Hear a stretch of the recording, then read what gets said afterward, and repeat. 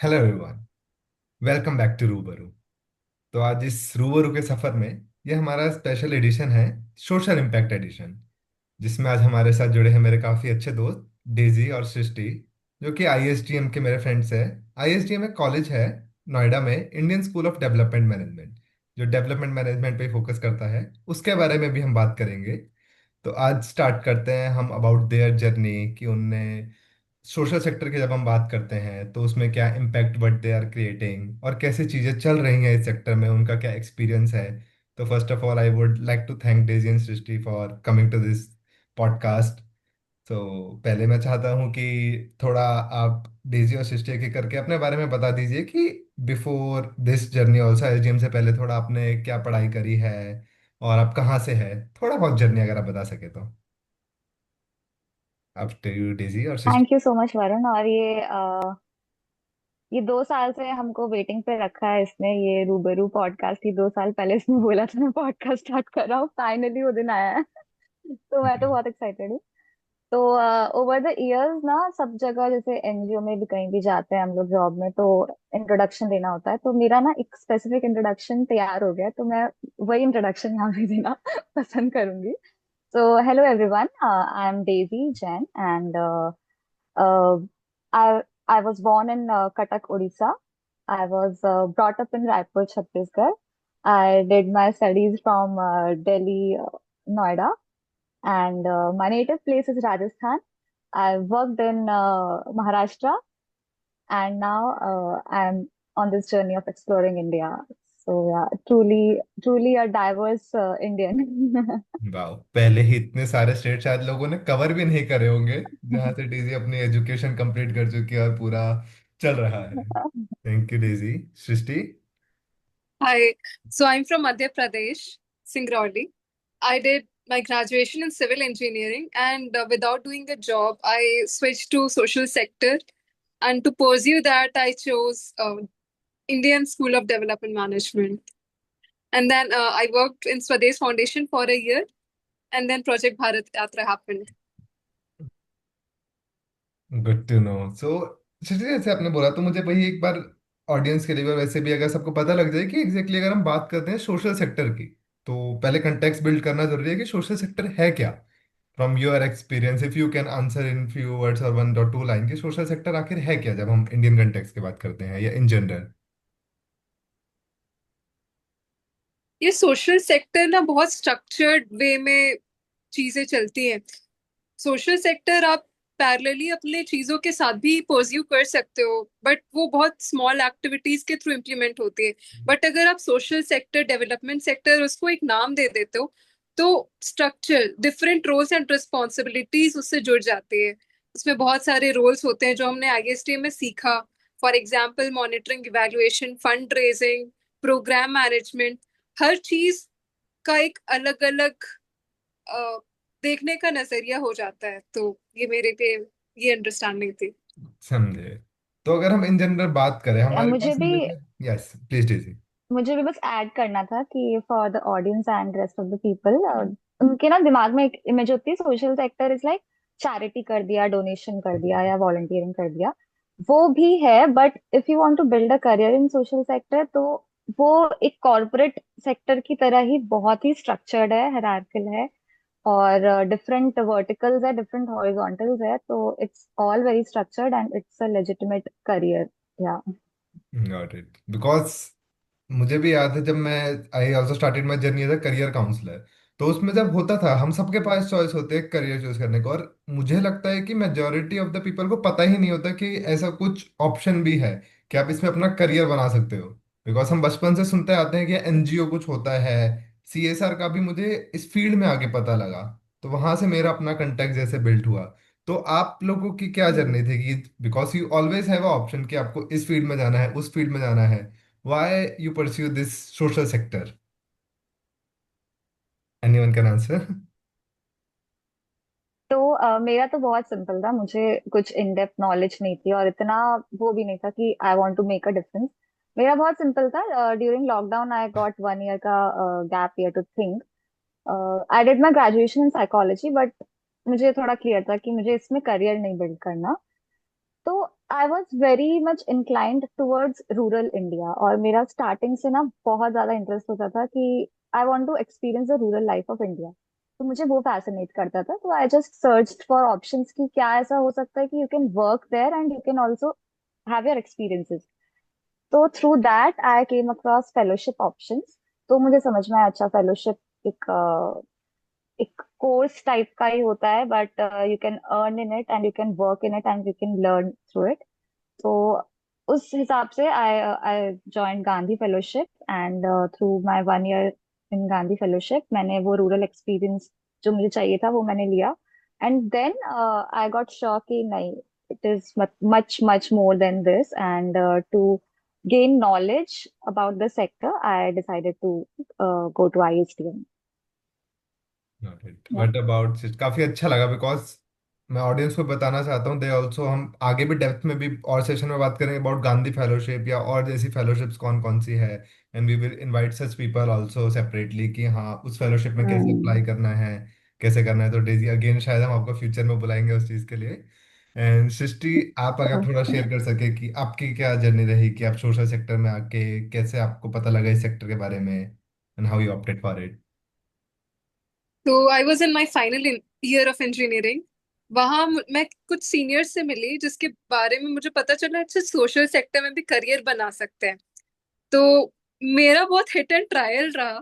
मैंने इसीलिए चूज किया क्योंकि ये 1 ईयर का था, तो एक कैलकुलेटेड रिस्क ले सकते थे कि अगर मुझे ये सेक्टर में पोटेंशियल लगा और मैं अपने आप को फ्यूचर में देख पाई, ओनली देन आई प्रोसीड।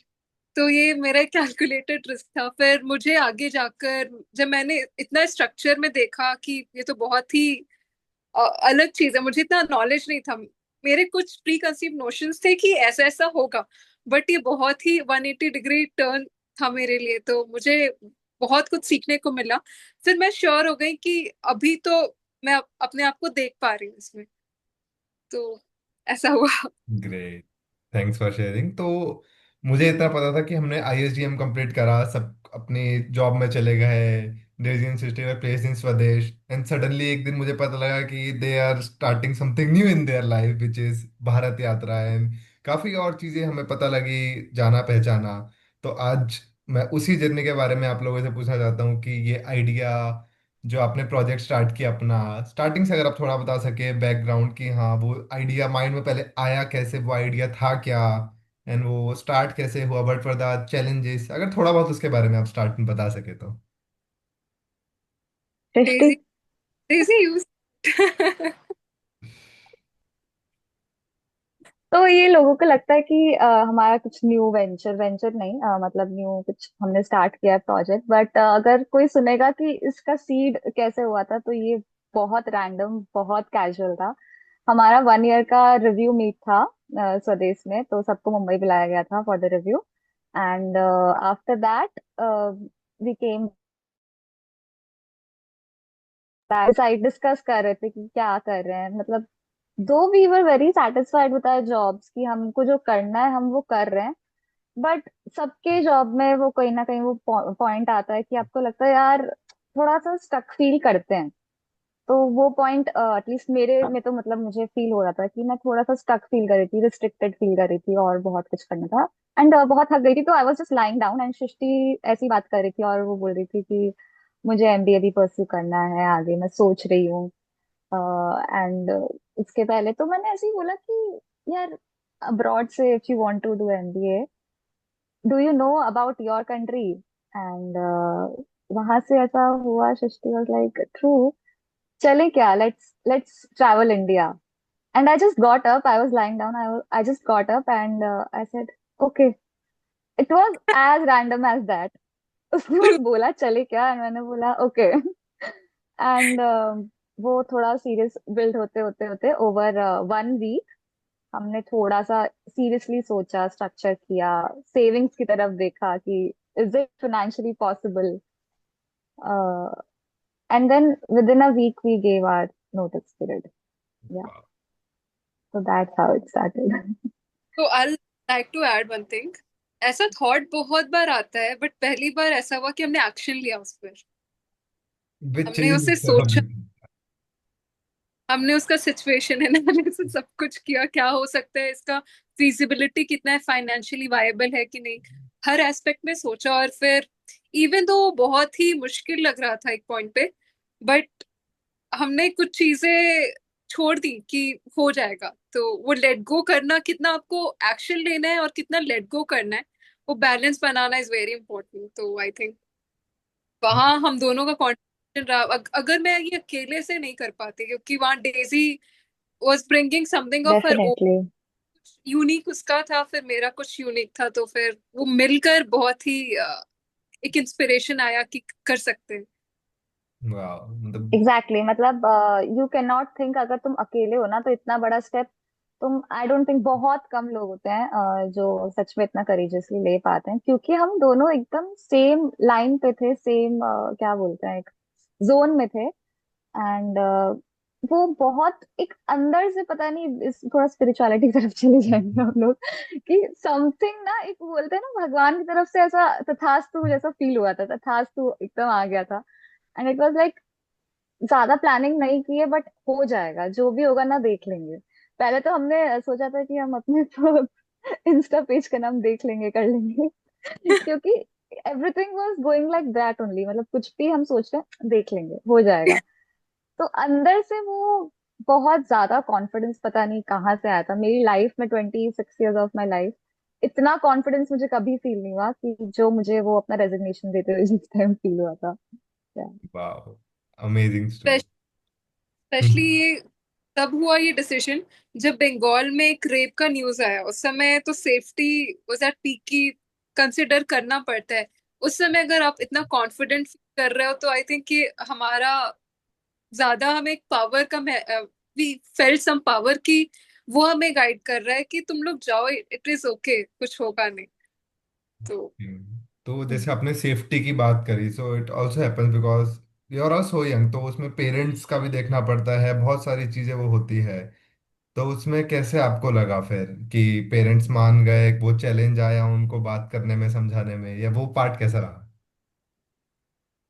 तो I am very fortunate with my family कि मुझे ना कभी भी घर से मना नहीं होता है। एंड जनरली लोग, children ask for permission, I just tell them कि मैं ये कर रही हूँ, और उनकी तरफ से हाँ हो जाता है। तो मैंने ये थोड़ा एक हफ्ते पहले जब हमने डिसाइड किया था, तो मम्मी के ऐसे डाल दिया था दिमाग में कि यार मैं शायद छोड़ सकती हूँ, मैं मुझे भारत यात्रा करनी है।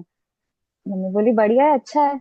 बट जब मैंने डाला रेजिग्नेशन, मैंने कॉल किया घर पे कि मैंने रिजाइन कर दिया है, देन दे वर लाइक, अभी तू रिजाइन करने वाली थी, अभी की बात है? मैंने बोला कि हाँ अब हो गया। तो थोड़ा सा देवर, दे डिडंट, क्या बोलते हैं, हेजिटेट, हेजिटेंसी थी थोड़ी सी, बट मान गए, मतलब मेरे साइड से I didn't have to convince much. तो सृष्टि, आपको भी कोई ज्यादा मेजर इशू आया या कैसे रहा? मेजर इशू नहीं आया, मेरी मम्मी कन्विंस थी। मम्मी का यही था कि पापा मान जाएंगे तो इट्स ओके। अभी पापा, मेरा ऐसा है कि घर में थोड़ा औदा है कि थोड़ा ये स्पिरिचुअलिटी, स्पिरिचुअल प्रैक्टिसेस में मैं इंगेज हूँ। तो मुझे एक रिस्पेक्टेबल पोजीशन मिला हुआ है, मेरे घर में बातें की जाती है। तो अभी मैंने पापा को समझाया, बट पापा का वही था, सेफ्टी कंसर्न्स ये सब आ रहे थे।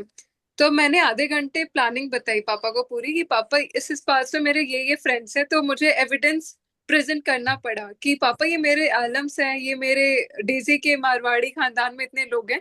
तो मुझे वो काफी हेल्प किया कि जब मैं नाम लेकर बता रही हूँ कि इस पार्ट में ये है, तो पापा वो क्रेडिबिलिटी थोड़ी बढ़ गई कि ठीक है लोग हैं, एंश्योर हो जाएगा।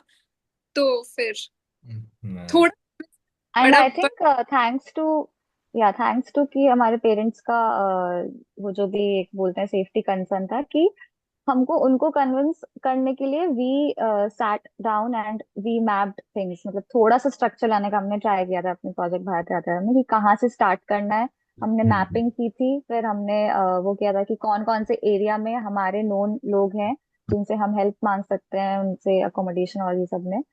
तो उनको कन्विंस करने के चक्कर में हमारा भी भारत प्रोजेक्ट जो है वो थोड़ा सा स्ट्रक्चर हो गया था। तो इसका नाम है प्रोजेक्ट भारत यात्रा, राइट? या जी। तो इसके अंदर जैसे जब आपने रिजाइन दे दिया और पूरी प्लानिंग करी, उस टाइम से लेके जब आप पहले दिन जाने वाले थे, तो उसके बीच में कभी डाउट आया कि इसको ड्रॉप करें या कुछ और वो करें? कभी ऐसा वो रहा था क्या? ड्रॉप करें ये डाउट नहीं आया था, बट बहुत एक बोलते हैं ना रेस्टलेसनेस हो गया था कि अब रिजाइन कर दिया है। हमारे पास अराउंड 1 मंथ का टाइम था टू स्टार्ट, और ऑफिस खत्म हो गया है और स्टार्ट होने में भी 1 महीना है। तो वो रेस्टलेसनेस बहुत ज्यादा था कि जितना ज्यादा सोचते हैं ना उतना फिर ऐसा लगता है यार अभी कब शुरू करना है, कब शुरू करना है, क्योंकि जब तक आप कदम नहीं रखते हो ना तब तक आप सिर्फ मेंटल सिनेरियोज रहते हैं और वो रियलिटी से बहुत अलग होते हैं।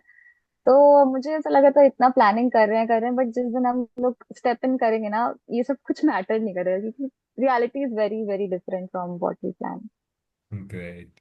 तो उसके अंदर जैसे मुझे पता है कि आपके डिफरेंट फेजेस पे आपने स्टार्ट करा, अलग अलग स्टेट्स आपने ट्रेवल करे, तो थोड़ा बहुत अगर आप उसकी जर्नी बता सके कि आपने पहले कौन कौन से स्टेट्स कवर करे, मेजरली उसका ऑब्जेक्टिव क्या था, what were you looking for, who were supporting you, and how does this work in general, तो दैट विल बी हेल्पफुल।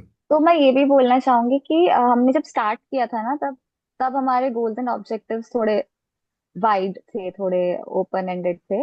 और हमको पता था कि ये विथ टाइम ना अपने आप ये रिफाइन होते जाएंगे, and it happened that way only. तो हमने जब स्टार्ट किया था तो हमारे गोल्स थे कि हम बहुत सारे एनजीओ से मिलेंगे, चेंज मेकर से मिलेंगे, एंड वी विल सी कि हाउ वी कैन कंट्रीब्यूट, मतलब हम कैसे उनको हेल्प कर सकते हैं।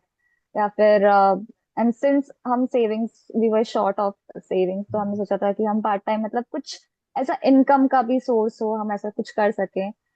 बट ओवर टाइम हम इतना ज्यादा वी कुड फील ना कि हमको सिर्फ एक्सपीरियंस लेना है, we just want to immerse ourselves.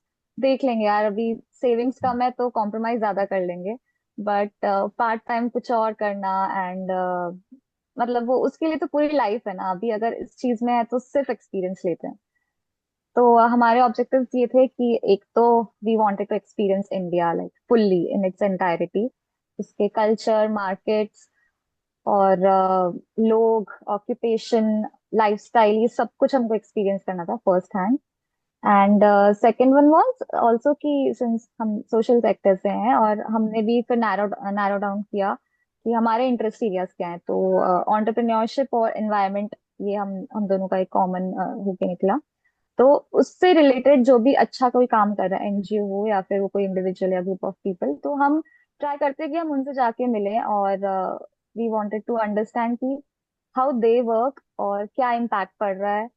तो क्योंकि ऐसा मौका आपको कहाँ मिलता है, अगर आप कहीं जॉब कर रहे हैं तो आप सिर्फ अपने एनजीओ के बारे में जानते हैं, बट मतलब अक्रॉस इंडिया तुम जहाँ जा रहे हो वहां कैसे काम होता है, तुम डायरेक्ट एंट्री मिल रही है तुमको हर एक एनजीओ में जहाँ तुम जाना चाहते हो। तो ये बहुत मतलब हम बहुत ज्यादा ब्लेस्ड फील करते हैं कि ऐसा होता नहीं कि तुम किसी भी एनजीओ के ऑफिस में you just walk in and you just convince them थोड़ा कि हम ऐसे ऐसे हैं, हम आपकी स्टोरी कवर करना चाहते हैं, and they give their time and explain their working. And जब हम व्हेन वी आर लकी तो they also take us to their field visit वाह। और हम उनका इम्पैक्ट देख पाते हैं। तो हाँ, ये दो गोल्स हैं। नहीं, तो ऐसा कोई आप लोगों को कोई ऐसे स्टेट और उसमें स्पेसिफिक एनजीओ की कोई स्टोरी आप बताना चाहेंगे जो आपको बहुत ज्यादा ही हार्ट टचिंग लगी, कि हाँ वाओ, कि ये हमें पता ही नहीं था कि ऐसा कुछ भी हो रहा है, विच इज ऑल्सो लाइक कि यार हमें भी ऐसा कुछ करना है या उनके साथ जुड़ना है, कुछ भी वट एवर यूर एक्सपीरियंसेस जो आपको बहुत वाव मोमेंट जो आपको लगे, if you can share. I think ना। हर स्टेट में ऐसा मोमेंट तो आया ही था कि मतलब क्योंकि लोग इतने अच्छे हैं ना, ये अभी रियलाइज हुआ भारत यात्रा में कि यार बहुत कुछ कर रहे हैं लोग। तो हर स्टेट में ना ये रियलाइजेशन तो होता ही था यार, I want to join this, I want to join this, but फिर अपने आप को कंट्रोल करना पड़ता था कि नहीं हम अपने प्रोजेक्ट पे हैं, पहले वो कर लेते हैं। तो हाँ, सृष्टि वाज सही। It's bigger than the entrepreneurship, the entrepreneurs associates. So we were in Kohima office. They have their office in various locations across Nagaland. तो हम कोहिमा में गए, तो वहां पे डायरेक्टली हम ऑफिस चले गए, उनको अपना ऑब्जेक्टिव बताया। दे वर वेरी इम्प्रेस्ड कि दो दो लड़कियां दूर से आई हैं टू देयर ऑफिस। तो उन्होंने सब कुछ बताया हमें अपने मैगजीन के बारे में, एक सब स्ट्रैटेजी एंड ऑपरेशंस बैकएंड में कैसा चल रहा है सब कुछ बताया। फिर उन्होंने हमें अपना फील्ड विजिट से भी टच में दिलाया, ताकि हम वहां से जाकर फील्ड विजिट भी देख सके उनका। फिर वहां पे जाकर उनके जो पूरे एम्प्लॉयज थे उन्होंने बहुत हेल्प किया। मैं रेसिडेंशियल से लेकर सॉर्ट आउट किया, फिर अपने गांव में रखा। अपने कार में जो उनके सीनियर ऑफिसर थे वो अपने कार में हमें फील्ड विजिट करा रहे हैं। एंड वाह। वो रिस्पॉन्सिबिलिटी लेना, सब कुछ की आपको strategy back and front end जैसा काम हो रहा है सब कुछ दिखाना, वो even though we were not offering them anything, वो वन साइडेड एक्सपेक्टेशन ही था, क्योंकि वो शुरू शुरू का दौरान था। नागालैंड में it was our starting NGO, और शुरू में ही इतना रिस्पॉन्स अच्छा मिल गया तो हमारा कॉन्फिडेंस वहाँ बहुत बूस्ट हो गया था। नाइस। फिर वहां पे हमें कम्युनिटी एक्सपीरियंस, हम इस गांव में रुके जहाँ पे कोई बाहर से कभी आया ही नहीं था, और वहां पे इतना ब्यूटीफुल जेस्चर हमें मिला। तो शुरू शुरू में ऐसा होना, आई थिंक, क्योंकि शुरू शुरू में बहुत ही मेरे अंदर पर्सनली बहुत फियर था कि कैसा मिलेगा, हम एनजीओ में जाएंगे लोग क्या कहेंगे ऐसे। क्योंकि अगर शुरू का दौरान गड़बड़ा गया तो चांसेस था कि वो अफेक्ट कर जाए। But yes. जब अच्छी हो गई तो वो हेल्प कर दिया मुझे काफी, हम दोनों को। तो आपने बताया कि आप नागालैंड में वहां गए थे, तो उस आप डिड डिसाइडेड कि हाँ, हमें नागालैंड जाना या ये वाले स्टेट जाना है। तो वो कैसे आप लोगों ने मैप करा, स्टार्ट करा कि हमें कौन से स्टेट को पहले जाना है, किसको बाद में जाना है? उसके पीछे क्या रीजन वगैरह था? जब हम बैठे थे तो हमने पूरा क्लाइमेट वेदर सब कुछ मैप कर लिया था कि हम कहाँ एडजस्ट हो पाएंगे किस वेदर में। तो जो ठंडी का मौसम था, जब बहुत एक्सट्रीम ठंडी था तो हमें उसे अवॉइड करना था। तो जो दिसंबर जनवरी का दौरान था उस समय वहां पे उतना प्लेजेंट वेदर ही रहता है, थोड़ा ठंडी रहता है जो हम उसको टॉलरेट कर सकते हैं। और फिर नॉर्थ में जब पूरा नॉर्थ गर्मी में बहुत ही गर्म हो जाता है तो हम पहाड़ में चले जाएंगे। तो ऐसा ऐसा हमने मैप किया था कि हमें बचना है, एक्सट्रीम से बचना है। तो वैसे वैसा मैप हुआ था, और स्पेशली नागालैंड फर्स्ट स्टेट था क्योंकि हॉर्नबिल 1 दिसंबर से शुरू हो रहा था और वो स्टेट का फाउंडेशन डे भी था। तो थोड़ा हॉर्नबिल के बारे में और बता सकते हैं सृष्टि, कि वो था क्या और क्या है वो हॉर्नबिल? हॉर्नबिल एक फेस्टिवल है जहाँ पे नागालैंड का पूरा कल्चरल प्रदर्शन होता है। डिफरेंट ट्राइब्स अपना परफॉर्मेंस देते हैं, म्यूजिक फेस्टिवल है। वहाँ पे उनका जो भी प्रैक्टिस है वो वॉर में कैसा गाना गाते हैं, कोई ओकेजन होता है तो अपने आप को कैसे रिप्रेजेंट करते हैं, वो सब कुछ एक परफॉर्मेंस के रूप में वो प्रदर्शन कर रहे थे। और बहुत सारे आर्टिस्ट भी आते हैं, तो वहाँ पे बहुत अच्छी नेटवर्किंग हो जाती है। तो हमें हॉर्नबिल फेस्टिवल से काफी अच्छी नेटवर्किंग मिल गई। कुछ सिक्किम के गवर्नमेंट के जो पार्टनर्स थे उनसे भी मुलाकात हो गई, उन्होंने भी सिक्किम में हमें स्पॉन्सर करने का बहुत प्रॉमिस किया। वाह। और फ्रेंड्स साउथ के मिल गए जो जिन्होंने बोला कि साउथ में when you come please visit us. तो आई थिंक हमने इसीलिए रखा था हॉर्नबिल से।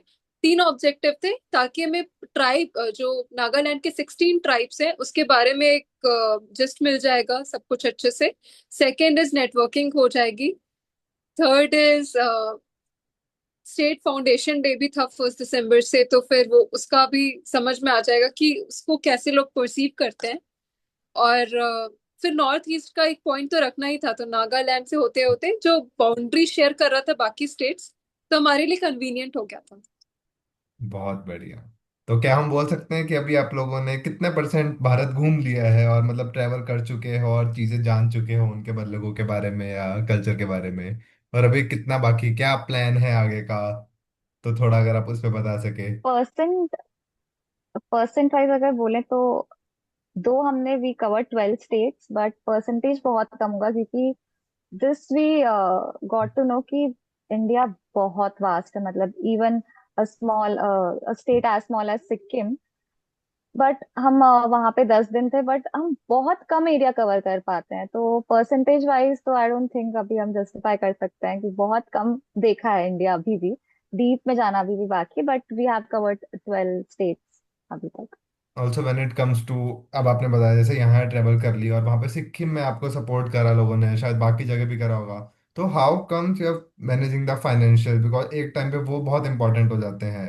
इज इट प्रॉफिटेबल आगे चल के इसको प्रॉफिटेबल कन्वर्ट करने का है मोटिव, या कैसे अभी फाइनेंस मैनेज हो रहे हैं और आगे कैसे प्लान कर रहे हो आप लोग?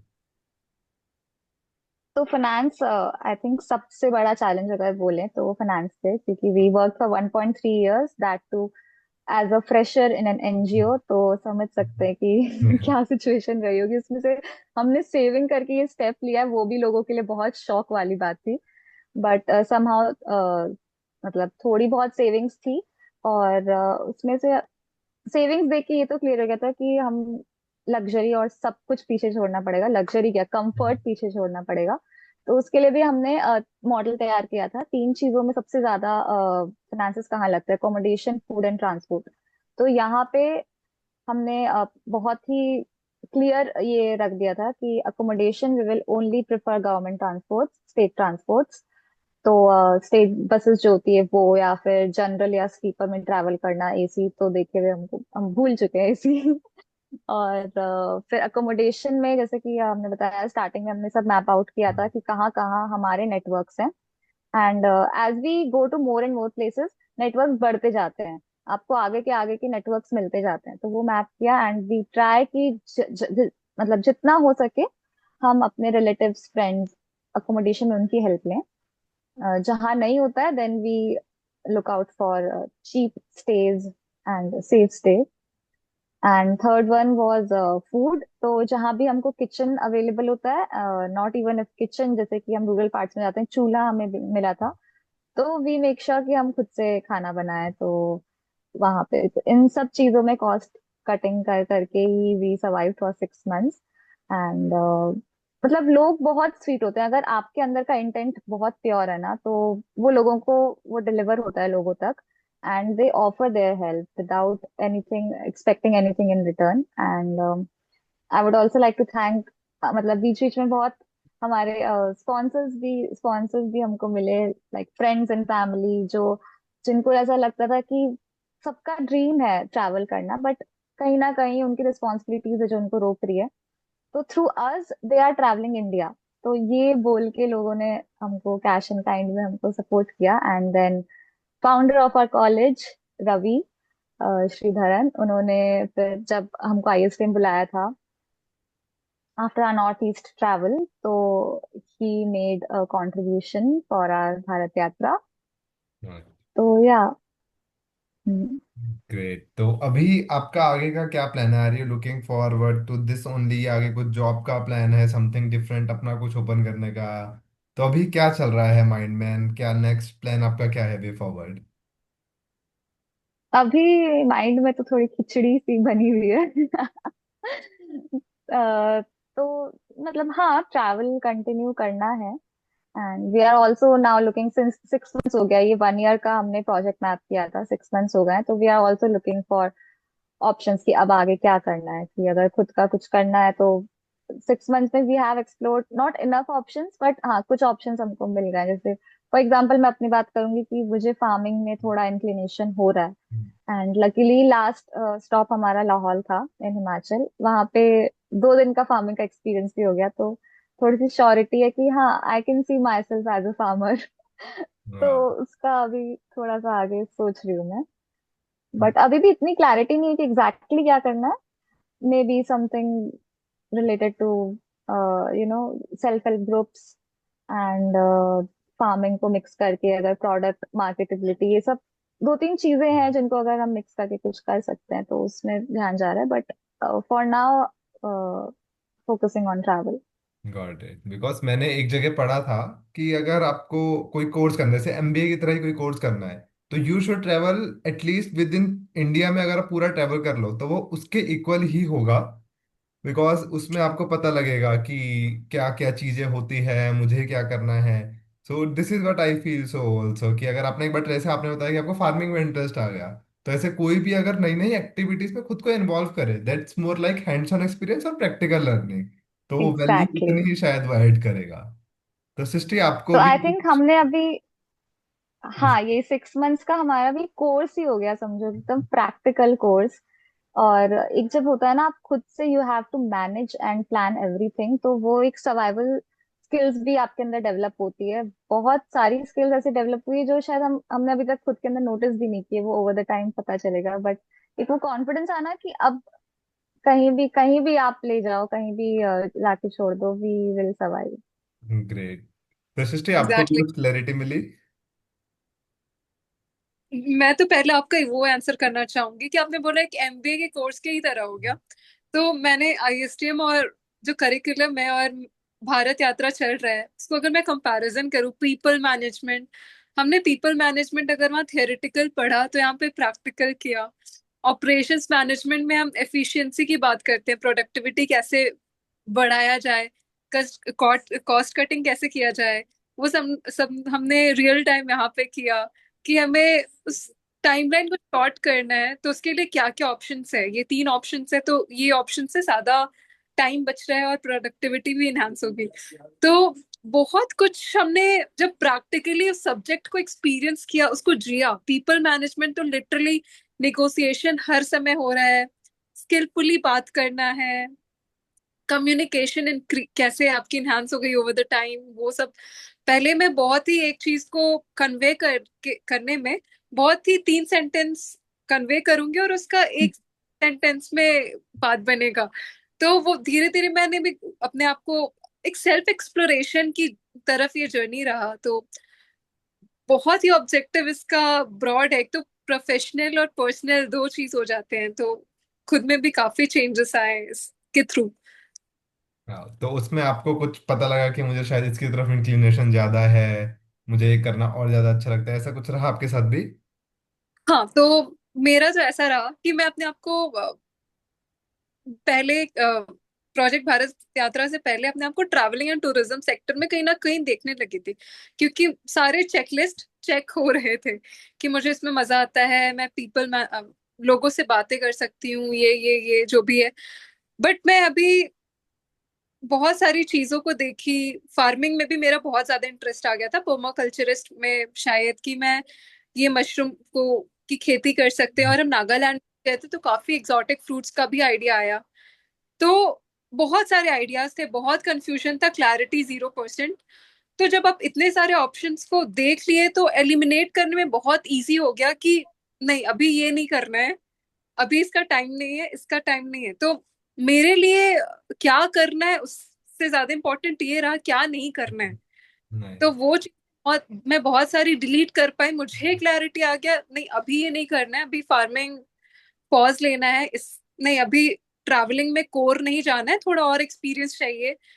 तो काफी कुछ समझ में आया कि मेरा क्या तरीका है काम करने का। हाँ, काफी अच्छा लगा मतलब थ्रू आउट जब हम आपकी स्टार्टिंग से जर्नी देखे, पहले तो वो रिस्क लेना ही कि चलो बस चल पड़ते देख लेंगे, देखा जाएगा। तो वो चीज तो स्टार्टिंग से वो लगी सही। तो अगर आपकी तरह ही अगर कोई और भी ऐसा कुछ अपना स्टार्ट करना चाहे, आपको ज्वाइन करना चाहे, तो what are the key thing जो उसको ध्यान रखनी होगी? If you can also tell the audience, अगर कोई आपके साथ किसी भी तरीके से जुड़ना चाहे तो वो काफी हेल्पफुल रहेगा। तो first thing would be comfort को भूल जाओ, त्याग दो कंफर्ट। और मतलब आई थिंक यही कि जीरो एक्सपेक्टेशन के साथ आना, that is I think the most important thing. अगर किसी को ज्वाइन करना है कि यार ये चीजें हम कवर कर लेंगे, यहाँ ट्रैवल कर लेंगे, इतने लोगों से मिलेंगे, वाह इतने मतलब इतना एक्सपोजर होगा, इस एक्सपेक्टेशन से अगर आओगे तो आपको मतलब बहुत ज्यादा चांसेस है आपको निराशा प्राप्त हो सकती है। क्योंकि हमारा हर दिन हर अलग मतलब हर दिन एक दूसरे दिन से पूरा कंप्लीटली डिफरेंट होता है। कभी कभी बहुत ऐसे दिन आते हैं जहाँ बहुत रिजेक्शंस मिलते हैं, नहीं अलाउ करता है कोई, अपना टाइम नहीं देता है, तो उस दिन हम सिर्फ बैठते हैं और अपने अपने आप में पूरा वो दिन जाता है। बट कभी कभी इतना ओवर प्रोडक्टिव हो जाता है कि हम एंड ऑफ द डे मतलब थक हार के ऐसा होता है कि बिस्तर पे बैठे हैं और नींद आ गई है। तो सर्टेनिटी तो यहाँ है ही नहीं। बट हाँ, ये हम इंश्योर कर सकते हैं कि इतना रॉ एक्सपीरियंस आपको नहीं मिलेगा और कहीं और। जब आप एक निकलते हो ना कंफर्ट जोन, और जब एक्सेप्टेंस आता है ना कि यार किसी भी चीज के लिए आप रेडी हो, तो वो एक्सपीरियंस अपने आप आपके लिए अलग हो जाता है। तो I think with zero expectation and full and 100% acceptance, anyone can join अस। वाह, अमेजिंग। मतलब काफी अच्छा लगा पूरा ऐसे डिस्कस करके अबाउट योर जर्नी। भारत यात्रा तो माइंड में रह गई, एंड शायद आप लोगों से फिर हम कनेक्ट करेंगे आफ्टर 6 मंथ्स। अभी 6 मंथ्स आपका हाफ ड्यूरेशन कंप्लीट हो गया है, तो आफ्टर 6 मंथ शायद और हमें और पता लगेगा कि कैसा पूरा कोर्स रहा। तो in Varun, general you can join us also, बीच में भी आप ज्वाइन कर सकते हो। मैं बिल्कुल ट्राई करूंगा। अब मैं स्टार्टिंग से ही चाहता था कि जब भी टाइम मैच हो और फिजिबल हो सबके लिए, तो I will definitely love to join you guys. मतलब मुझे खुद अच्छा लगा काफी अपना ऐसे प्रैक्टिकल एक्सपीरियंस देखना और समझने को। तो आप हम्म। एक बार अपना नेक्स्ट शेड्यूल जब अपलोड करेंगे, हम अपने खुद भी देखूंगा, मैं ऑडियंस को बताऊंगा, so in case if anyone wants to join, they can also join you. तो होपफुली अब श्योर। आपसे फिर नेक्स्ट 6 मंथ से, उससे पहले भी क्या पता मुलाकात हो जाए। काफी अच्छा लगा थ्रू आउट आपकी जर्नी के बारे में, इतनी सारी चीजें पता लगी। रिस्क टेकर की, हाँ स्टार्टिंग में अगर आपको समझ नहीं आ रहा तो एक क्लैरिटी के लिए भी सबसे अच्छी वो चीज है कि मेरे तो माइंड में है, अभी भी देख लेंगे, गो विद द फ्लो भी इसको बोलता हूँ मैं। तो वो चीजें है काफी हाँ। अच्छे माइंड में। तो काफी अच्छा लगा आज आपके साथ यहाँ पे पॉडकास्ट करके, रूबरू करके, बहुत सीखने को मिला, जानने को मिला। होपफुली और कुछ आगे भी जानने को मिलेगा। Thank you so much for. Thanks Varun, I would like to just say कि thank you for giving giving us this space कि हम इतना ओपनली, मतलब एक बहुत ही कॉन्वर्सेशन था, और मुझे मुझे पर्सनली बहुत अच्छा लगा बात करके और शेयर करके एक्सपीरियंस। बहुत अच्छा लगा मुझे भी। Thank you Srishti, thank you Daisy. फिर मिलेंगे अगले पॉडकास्ट में, थैंक बने यू रहिए दोस्तों। वरुण। ध्यान रखिए। जरूर। Thank you. Bye guys. Bye bye.